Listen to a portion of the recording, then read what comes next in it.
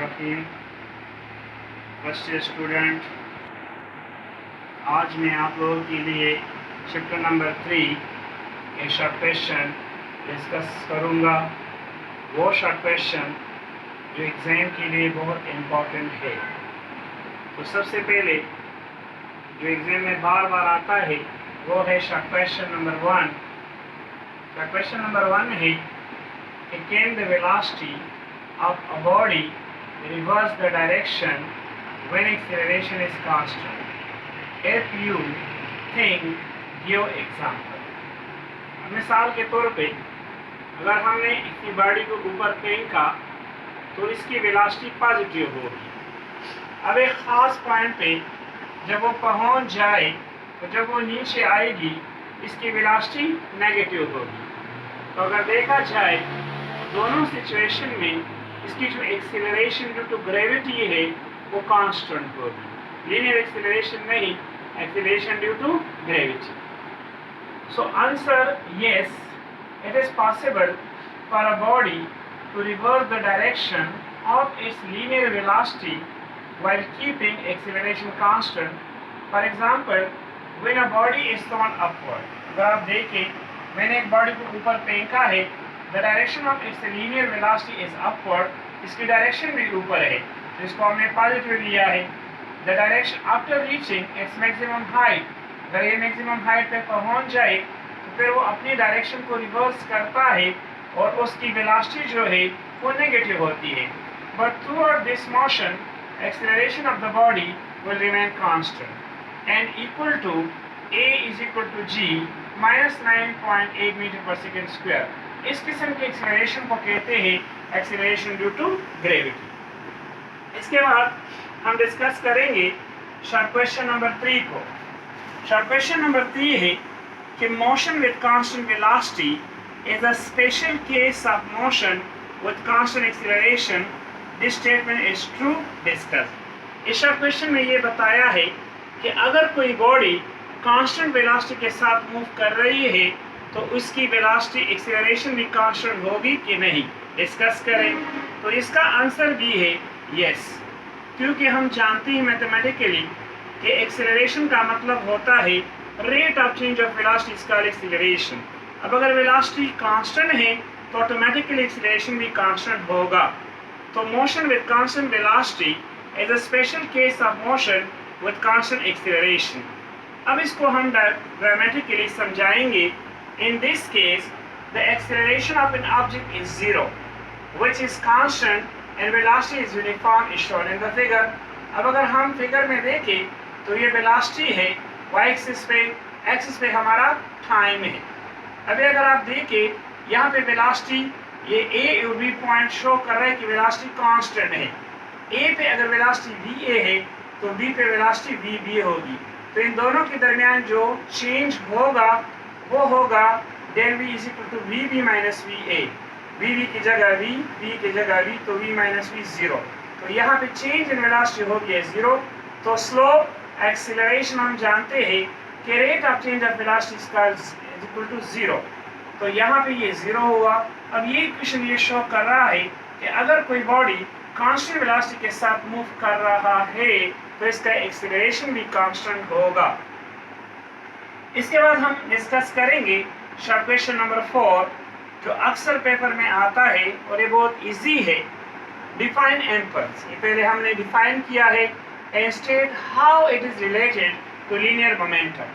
अब हम जानते हैं कि इम्पल्स क्या है और लीनियर मोमेंटम क्या है। सबसे पहले हम डिफाइन करेंगे मोमेंटम को, इम्पल्स को। इम्पल्स का मतलब है कि when we apply a very large force for a body in a short interval of time, it is called impulse. Mathematically, impulse को हम represent करते हैं I से, और ये बराबर होता है F multiply delta T। ये हमारा इक्वेशन नंबर 1 हुआ। अब हमें मालूम करना है impulse और मोमेंटम के दरमियान रिलेशन। तो हम जानते हैं कि F is equal to dp by dt। ये इक्वेशन शो कर रहा है कि rate of change of momentum is called force. अभी हम अगर इसका क्रॉस मल्टीप्लिकेशन करें तो चेंज इन मोमेंटम dp हमारे पास आ जाएगा f क्रॉस डेल्टा t। ये हमारा हो गया इक्वेशन नंबर 2। अब अगर हम इक्वेशन नंबर 1 और 2 को कंपेयर करें तो हमारे पास आ जाएगा I is equal to D P. तो ये रिलेशन शो कर रहा है कि change momentum is called impulse. के बाद हम डिस्कस करेंगे short question number 6। Short question number 6 है, ये शॉर्ट क्वेश्चन बहुत ही इम्पोर्टेंट है एग्जाम के लिए। For any specific velocity of projection the range of projectile can not exceed from a value equal to 4 time of height discuss. अब अगर diagram में हम देखें, ये हमारे पास एक्स एक्सिस है और ये हमारे पास वाई एक्सिस है। अब पॉइंट ओ से हमने एक बॉडी को प्रोजेक्ट किया विद इनिशियल वेलोसिटी वी आई। अब ओ से लेकर ए तक ये उस बॉडी का हाईएस्ट पॉइंट है। तो हम जानते हैं कि मैक्सिमम हाइट जो है, रेंज मैक्सिमम रेंज जो है वो 45 डिग्री पे है। इससे ज़्यादा एंगल पे रेंज नहीं है। 45 डिग्री एंगल पे रेंज सबसे ज़्यादा होता है। तो ये सब क्वेश्चन ये कह रहा है कि रेंज जो है वो हमेशा के लिए 4 टाइम ऑफ द हाइट के बराबर होता है, ये इससे नहीं बढ़ जाता। तो अगर range 4 time of the height के बराबर है तो ज़रूरी है कि यहाँ पे एंगल 45 डिग्री होगा। मतलब अगर range 4 time of the height के बराबर है तो एंगल 45 होगा। अब अगर हम इसको प्रूव करेंगे तो ये हमारे पास क्वेश्चन का कंडीशन है कि range is equal to 4 time of the height. ये हमारा क्वेश्चन नंबर 1 हो गया। अब हम जानते हैं कि मैक्सिमम हाइट के लिए रिलेशन है we I square sine square theta divide by 2g। ये हमारा हो गया इक्वेशन नंबर 2। इसके बाद हम जानते हैं कि रेंज बराबर होता है we I square G sine 2 theta. अगर हम इक्वेशन नंबर 2, 3 को इक्वेशन नंबर 1 में पुट करें तो हमारे पास आ जाएगा V I square divide by G sine 2 theta is equal to 4 V I square sine square theta divide by 2g। अब V I square cancel, G cancel, 2 1s are 2, 2 2s are 4। हमारे पास रह गया 2 साइन थीटा कॉस थीटा, क्योंकि sign 2 theta बराबर होता है 2 sign theta cos theta. ये 2 sign square theta को मैंने लिखा साइन थीटा, तो यहाँ पे cos theta is equal to sine theta. अब कॉस थीटा इसको हमने बोथ साइड डिवाइड किया कॉस थीटा पे, तो हमारे पास आया 1 is equal to sine by cos theta. अब sine by cos theta tangent theta के बराबर है 1। So theta is equal to tangent inverse 1। ये शिफ्ट टेंजेंट 1 अगर लिख ले तो ये 45 डिग्री होगा। तो हमने ये प्रूव किया कि बाकी रेंज जो है वो 4 टाइम ऑफ द हाइट के बराबर होता है, इससे ये आगे नहीं बढ़ता। इसके बाद हम एक बहुत ही अहम शॉर्ट क्वेश्चन जो कि बार बार पेपर में आ रहा है डिस्कस करेंगे। अब इस शॉर्ट क्वेश्चन में ये है कि ये हमारे पास एक्स एक्सिस है, ये हमारे पास वाई एक्सिस है। यहाँ से हमने प्रोजेक्टाइल को प्रोजेक्ट किया विद इनिशियल वेलोसिटी वी आई। अब ये इसकी इनिशियल वेलोसिटी वी आई है, ये इसका मैक्सिमम हाइट है, ये पॉइंट ओ, ये ए, और ये क्या है, ये रेंज है। अब क्वेश्चन में ये है कि अगर रेंज हाइट के बराबर हो तो बताइए कि इसके दरमियान एंगल कितना होगा। अब इसके लिए हम जानते हैं कि रेंज बराबर होता है we I square sine 2 theta divide by g, और हाइट बराबर होता है we I square sine square theta divide by 2g। ये हमारा इक्वेशन नंबर ए हो गया, ये हमारा इक्वेशन नंबर बी हो गया।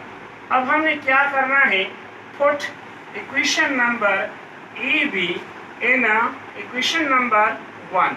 तो हमारे पास आ जाएगा V I square sine 2 theta divide by G is equal to height V I square sine square theta divide by 2g।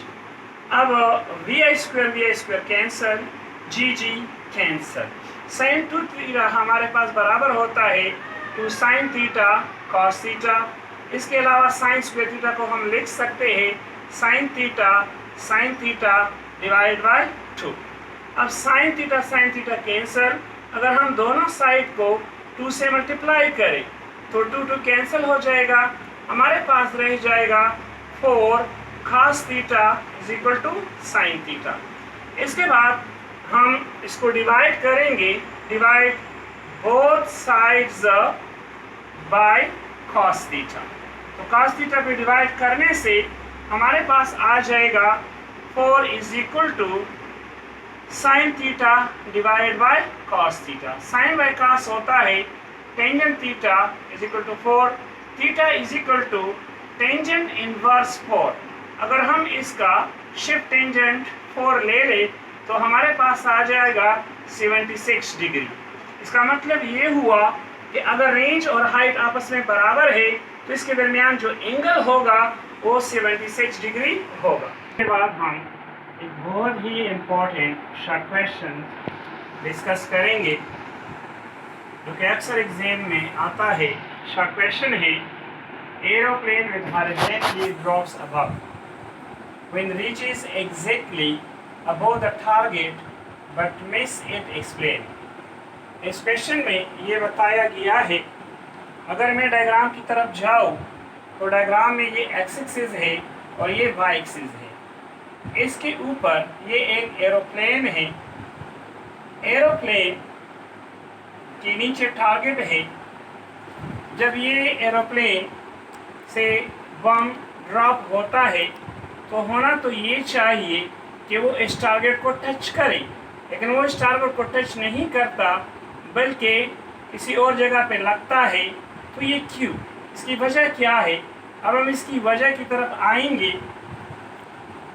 Answer है yes, the given statement is true, the bomb miss the target. At the time of release the bomb has same initial velocity in the direction of aeroplane. जब बम फेंका जाता है तो उस वक्त aeroplane की जो वेलोसिटी है वो बम की भी वेलोसिटी होगी, मतलब Vix v के बराबर है। Bomb will follow a projectile motion. इसकी वजह ये है कि जब हम बम को फेंकते हैं तो वो टारगेट को टच नहीं करता, मिस करता है। इसकी वजह है कि बम प्रोजेक्टाइल मोशन एडॉप्ट करता है। अ projectile motion and will not drop vertically downward and hence miss the target. Mathematically हम जानते हैं second equation of projectile along x axis है कि x is equal to Vix t। अब Vix v के बराबर है Vt, ये हमारा इक्वेशन नंबर 1 हुआ। अब हम जानते हैं प्रोजेक्टाइल के second equation along y axis से कि y is equal to Vi/t plus half gt square. अब यहाँ पे डाउनवर्ड मोशन में हमारे पास एक्सेलरेशन g है, y का मतलब हाइट है, यहाँ से लेकर यहाँ तक इसका सारा हाइट, और Viy initial velocity long y axis 0 है। अगर ये तमाम चीज़ें हम इक्वेशन नंबर 2 में पुट करें तो हमारे पास आ जाएगा h is equal to half gt square.